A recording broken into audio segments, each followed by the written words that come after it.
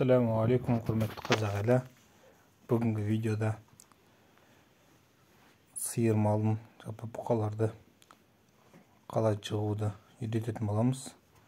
Оны бізге қаладан келген бір ағамыз методикасымен бөлісті. Соны сіздерге көрсетпекпін.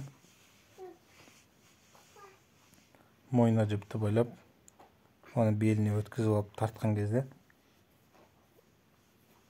сиырлар жата қалады екен. Қарап тұрғаныңыздай ешқандай қимылдамайды. Басын ғана басып отырсаңыздар, аяғын оңай байланады.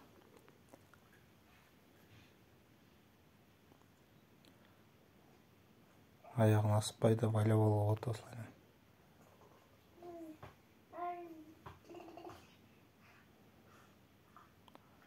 Сиырдың аяғын байлағанда алдыңғы аяғын бөлек, екі аяғын бөлек, артқы екі аяғын бөлек байлап алып, бір-біріне тартып.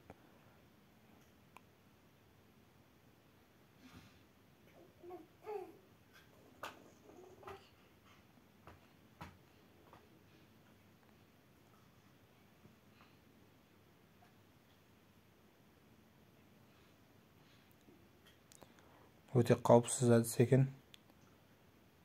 Аяқтары мүлдем қимылдатпайды.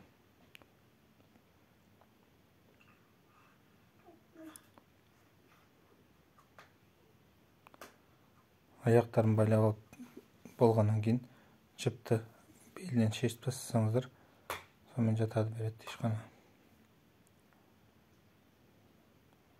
Өздерің қолданып көріңіздер.